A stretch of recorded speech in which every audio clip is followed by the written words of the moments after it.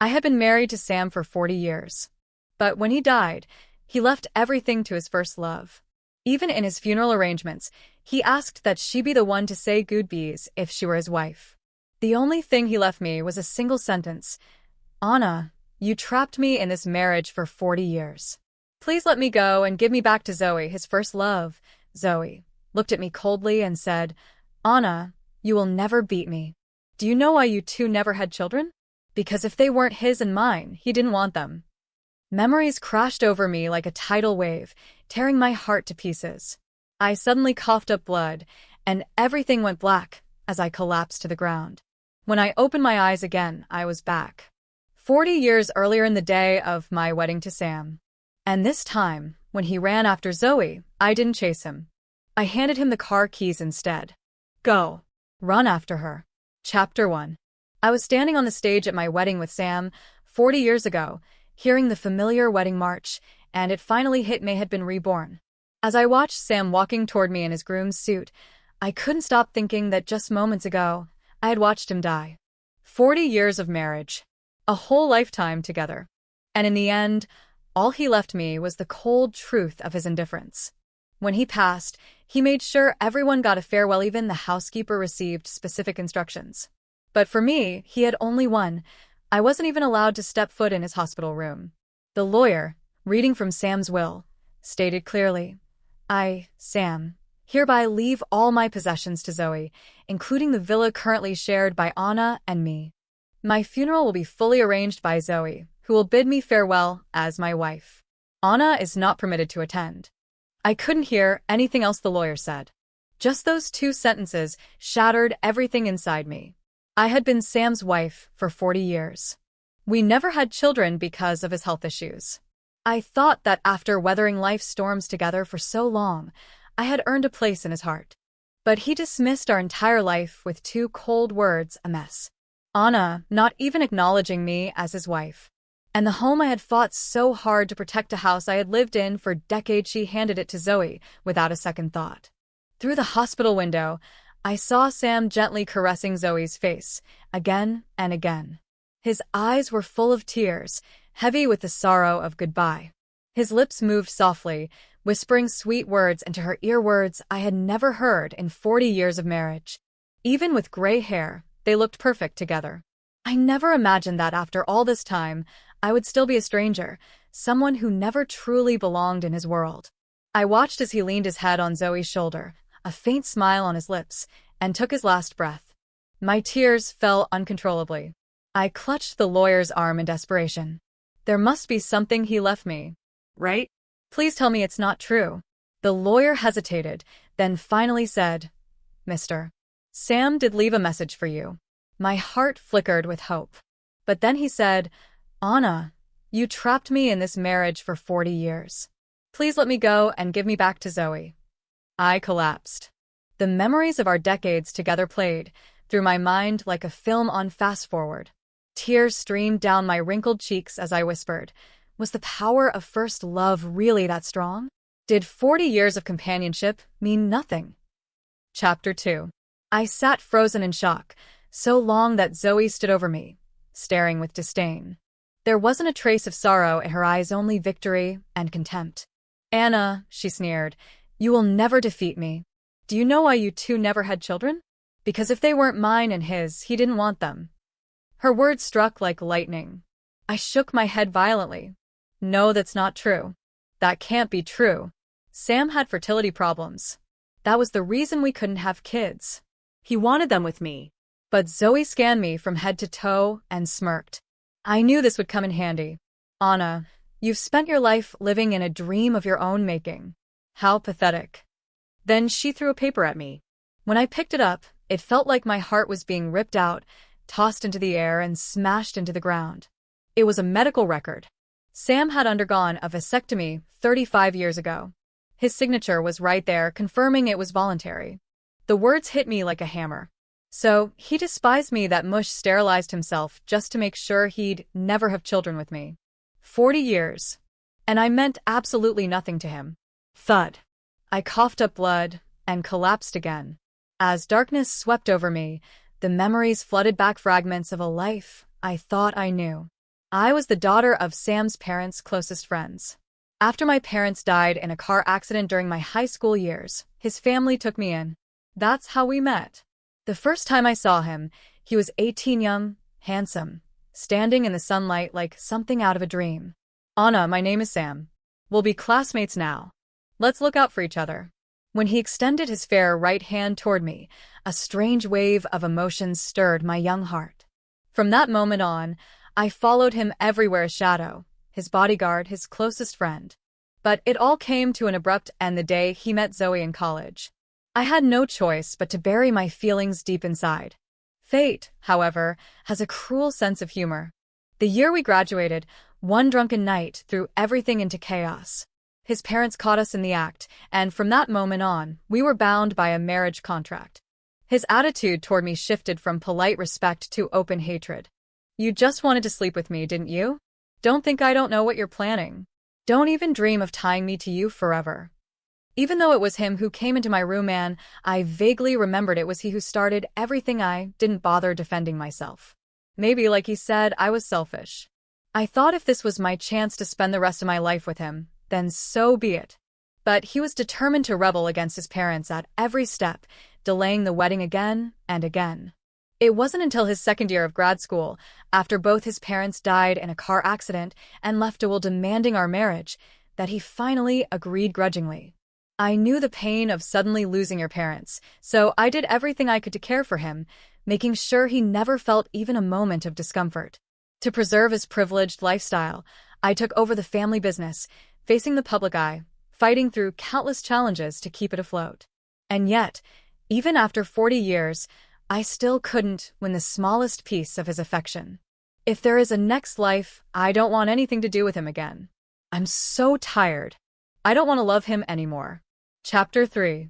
I don't know if it was divine intervention, but when I woke up, I had returned to 40 years ago, the day of my wedding with Sam. At that moment, Sam was already standing beside me. While the guests applauded and offered blessings, his eyes were distant, scanning the crowd anxiously. Watching this painfully familiar scene, I understood what was about to happen. In my past life, this was the exact moment he locked eyes with Zoe and chose to abandon everything to run after her. Back then, I couldn't accept it. I feared that Sam, who was used to a life of wealth, would suffer if he followed Zoe, who had nothing. So I clung to his hand, begged desperately, even brought up his parents and fell to my knees. Sam, please think of your father and mother. Don't go. I love you. We can still be happy. And in the face of murmuring guests, he paused and went through with the ceremony. This time, when he turned to chase Zoe, I also reached out, but not to stop him. He looked at me with the same scorn as in my previous life. Anna, let go. If anything happens to Zoe, I'll never forgive you. Not even in death. I smiled faintly and quickly placed the car keys in his hand. Then go after her. He looked at me with suspicion at first, but his gaze soon turned smug. At least you know your place. Don't worry, I'll be back. As I watched him rush out, I smiled indifferently. Turning to the stunned guests, I lifted my glass and said calmly, "Thank you all for coming. Sam and I have canceled the wedding. I sincerely apologize for the inconvenience. Please enjoy the meal and have a lovely evening." With that, I called my assistant to manage the aftermath and quietly returned home. In my previous life, Sam was so used to comfort that I never dared make him feel uneasy. Even when the company was in crisis, I refused to touch the villa. In the end, he gave that house to someone who had nothing to do with me. Returning to the home where I had spent most of my life filled me with complex emotions. But now that fate has granted me a second chance, I won't cling to anything anymore. I drafted a detailed work transfer plan and compiled a complete report on the family's assets and financial standing. According to the timeline from my past life, the next major crisis would hit the company in 3 months. Using that knowledge, I listed potential problems and proposed solutions my way of repaying the kindness Sam's parents once showed me. Chapter 4. Time slipped by without me noticing. Midnight neared. The hotel had long been emptied, but Sam, the man who had promised to return quickly, was nowhere in sight. Of course, I had expected this. I looked at the red wedding decorations that now felt grotesque, ripped them all down, and went straight to bed. The next morning, I was awakened by an urgent knock at the door. When I opened it, there was Sam, with Zoe standing behind him. His face was full of irritation. "Where the hell were you? Why did you take so long to open the door?" Then came his first request: transfer $2 million to Zoe. She wants to start a business. Not a word about the wedding. No explanation. Just money. It was just like in my previous life. The word I heard most from Sam was money, and I had been so foolish back then, giving without hesitation, just to earn a shred of his attention. I did everything I could, and he used it all for Zoe. Back then, I told myself it didn't matter, since it was money I earned running the family business for him. As long as he was happy, I asked no questions. But if memory served, Zoe wasn't cut out for business. She was vain and loved to show off, spending every cent she had. She even used men to drain their wallets. Yet Sam believed she was pure and devoted, remaining celibate all these years out of love for him. Now that his parents were gone, and the company was facing financial trouble, where exactly did he expect all this money to come from? When I didn't respond, Sam's voice turned sharp. "Anna, I'm talking to you. Are you deaf? Don't forget, our wedding hasn't happened yet. If you don't want it delayed forever, you better do what I say." I couldn't help but laugh inwardly. Did he seriously believe I still wanted to marry him? Oh, the wedding? It's cancelled. I already annulled it. As for the money, I'll handle the transfer and send it to you shortly. Sam's expression softened instantly. He smiled at Zoe and said, "See, Zoe?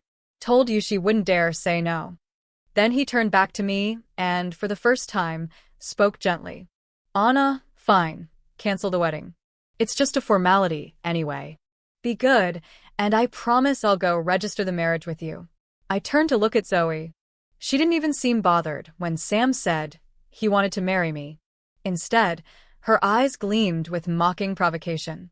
Noticing my gaze, she put on a fake smile and said sweetly, "Anna, thank you so much." Sam insisted on giving me money because he was worried I'd struggle starting my business. I feel so guilty about it. Before I could respond, Sam grabbed her hand and scoffed. "Why are you thanking her? All of this belongs to my parents. She's just the company's dog." Then he turned to me and added, "Anna, Zoe's family is going through a tough time. She'll be staying here for a while." After a pause, he added, "Don't worry, the title of Mrs. Sam will always be yours." I didn't say a word. It all just seemed absurd. What made him think that being Mrs. Sam was some kind of coveted title? When his parents died, he knew exactly what kind of storm was coming. It was May was the one who stood in front of him and took on the mountain of company debt. I sold the apartment my parents left me just to overcome the first wave of trouble. Then came the issue of unpaid wages. In the worst days, I survived on just 2 buns a day, worked 2-night jobs, and even sold my car just to scrape together enough to keep things afloat. Eventually, when the pending payments arrived, the company finally stabilized. That was the only reason this wedding could even happen.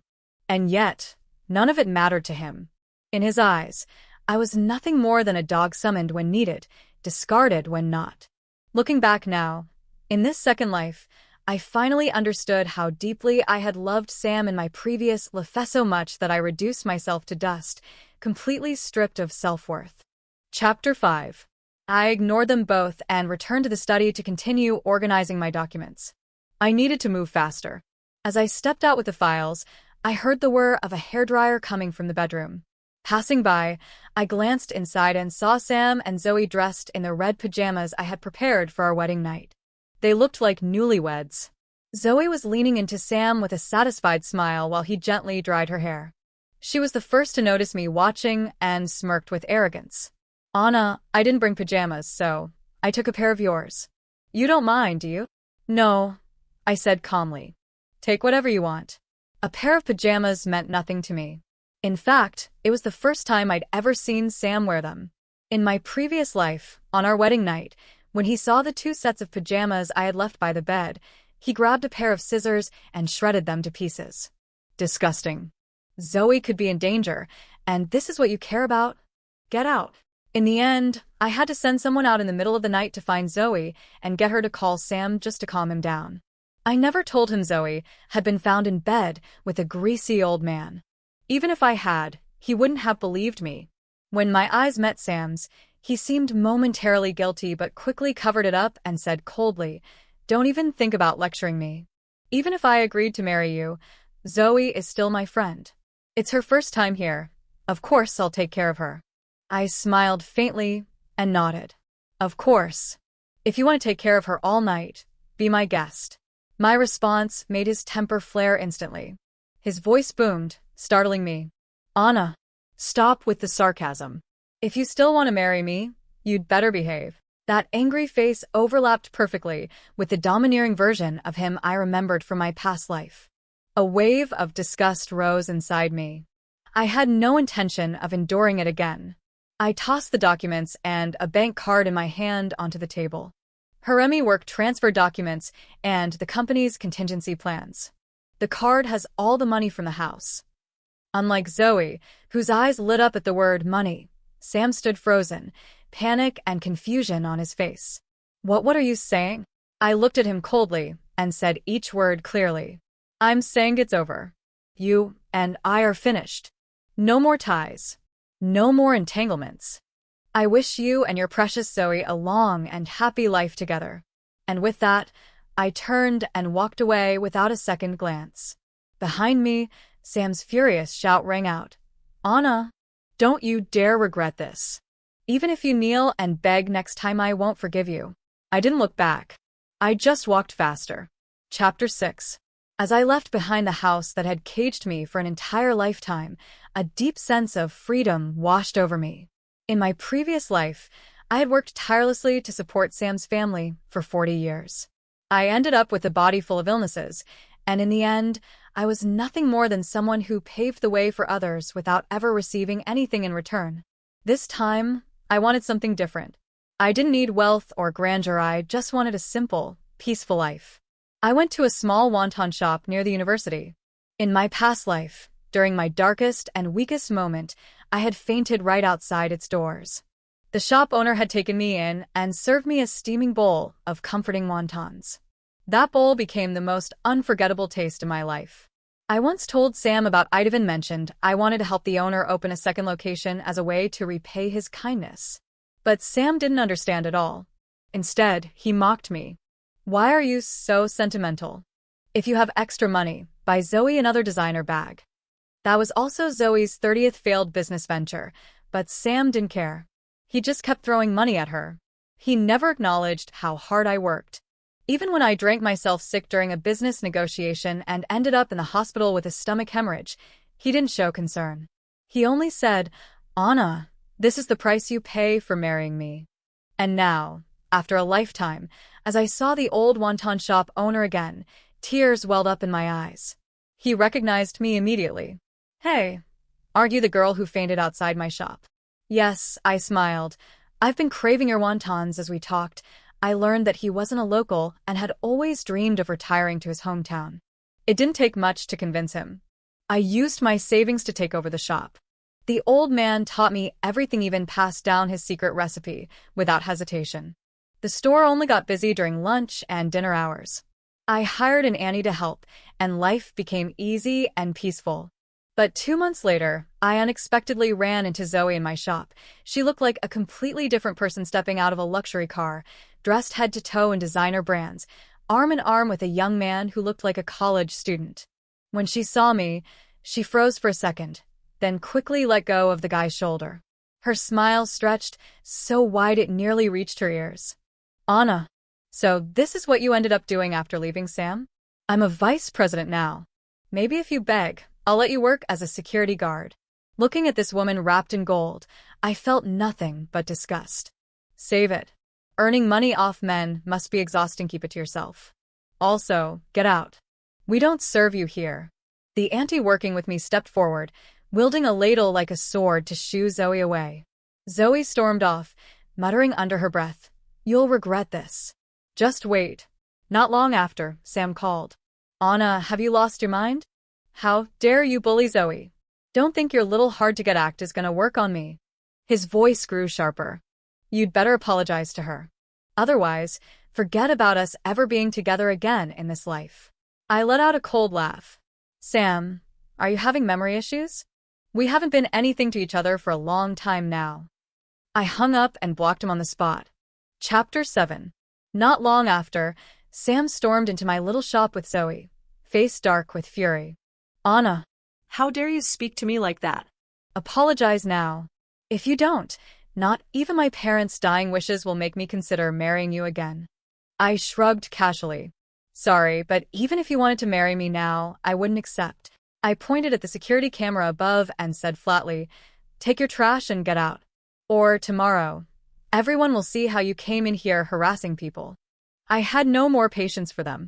In my past life, I wasted too much time tangled in their drama. Now, I couldn't wait for them to disappear completely. Zoe stomped her foot, whining, Sam, look at how Anna treats me. Ever since you've been with me, she's made my life hell and now she's disrespecting you too. It was true. My attitude towards Sam was completely different now. In my past life, I gave him everything he asked for without hesitation. Sam looked stunned, staring at me for a long time before finally saying, Anna, I'm giving you one last chance. Apologize now, and I'll forgive you. I couldn't help but laugh. Who wants your forgiveness? Go take care of your precious lover. Someone as incompetent as her? Good luck, he'll need it. Now leave. Zoe immediately slipped into her victim act. Anna, it's fine if you hate me, but how could you curse the company? It's Sam's parents' legacy. Sam frowned but, surprisingly, didn't lash out. Instead, he changed his tone, adopting that fake calm, condescending voice. Anna, this is too much. I told you, the title of Mrs. Sam will always be yours. What more do you want? I rolled my eyes and didn't even bother answering. I signaled to the auntie beside me.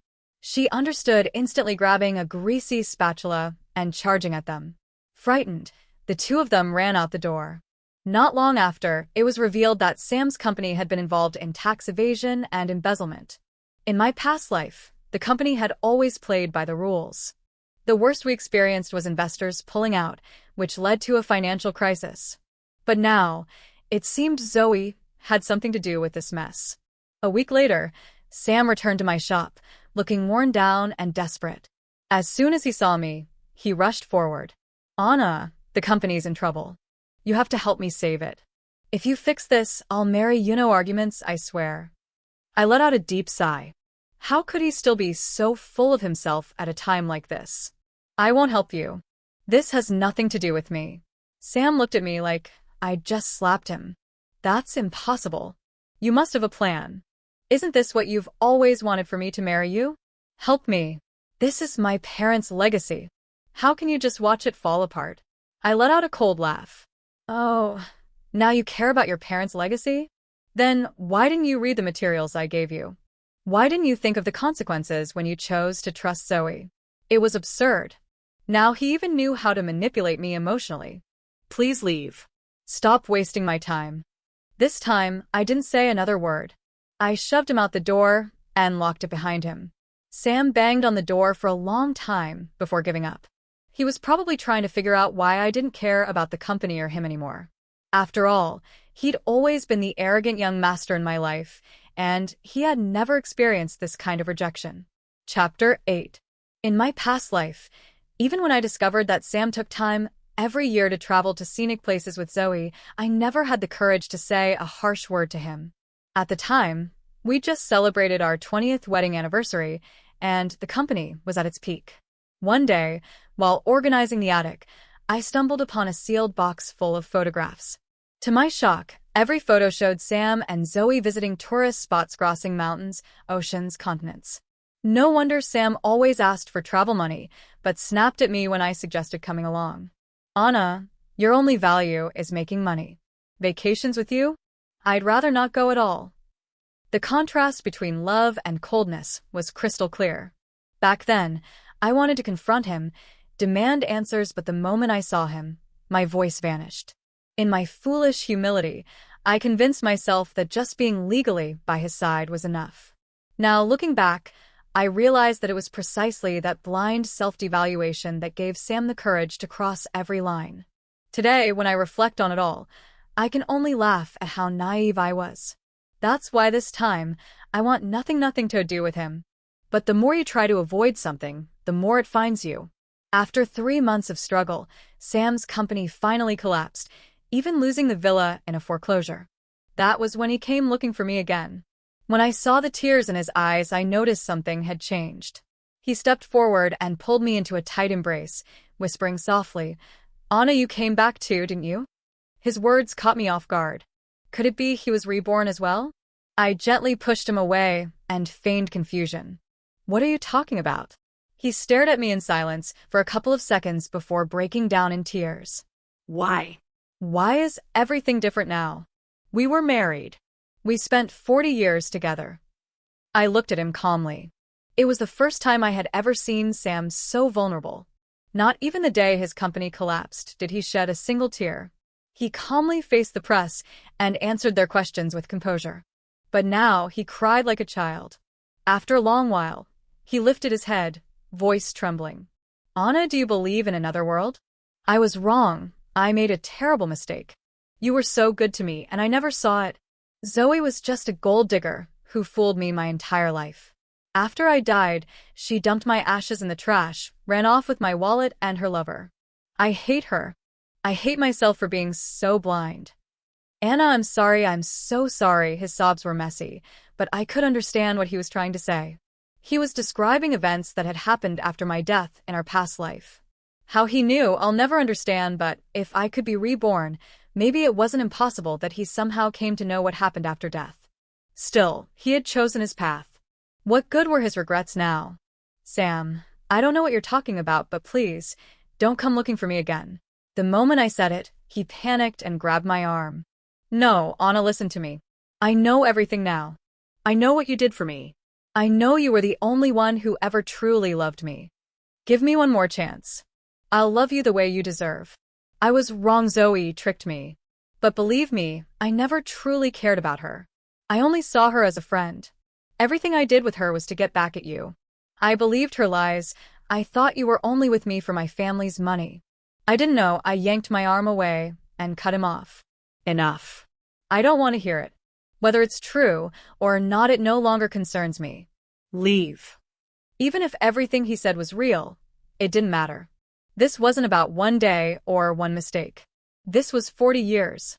40 years of never once looking at me with kindness. What good were his words now?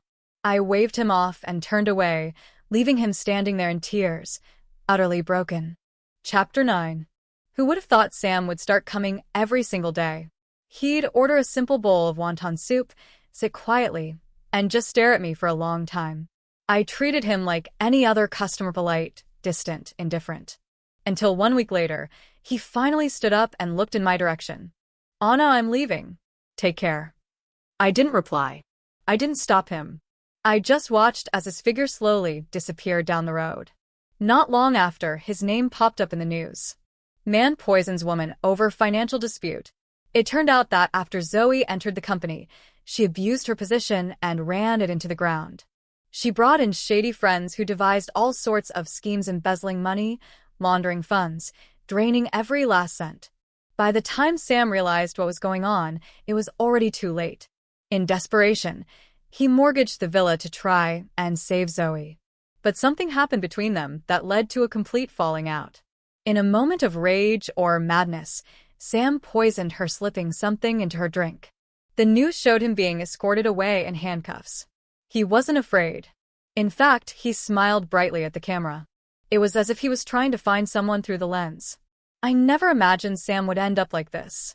But thinking about it, if what he said was true, if he really did see everything after his death in our previous life, if he finally realized the truth about Zoe, if he understood how she had deceived him for 2 whole lifetimes, then maybe his hatred had reached its peak.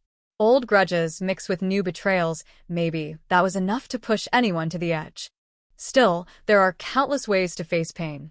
He chose the most extreme. I wonder, when night falls and he's left alone with only his thoughts, will he regret the choices he made in this life or the last? Chapter 10. Sam's downfall didn't affect me in the slightest. My life carried on as usual. Not long after he was imprisoned, I received a package. Inside, to my surprise, was a painting Sam had donated, a recreation of a photo from our past life. In that life, Sam and I had never taken a proper photo together. Not even a wedding portrait. The only photo that existed was from our 10th anniversary, the year the company went public. It had been a group shot with dozens of people, and a journalist had later cropped it and used it for a news piece. I still remember how reluctant Sam had been to stand next to me in that picture. His expression was grim, not a hint of a smile. And yet, that imperfect photo had once been my treasure. I had kept it locked in a safe for years. But how had Sam known? In our past life, he had never shown any interest in anything related to Mennett, even the smallest detail. But now, none of that mattered. Looking at the painting, where he had softened our expressions to make us seem like a harmonious couple, I felt nothing. Not even a flicker of emotion. I called the courier and returned it just as it was. 1 year later, a stock I had bought based on my memories from my previous life soared in value. I donated every penny to charity and quietly sponsored several orphans. As for me, I continued running my little wonton shop, living simply, living well. Like the wind passing through the mountains, my life had become calm and steady. Truly, getting a second chance was a priceless gift.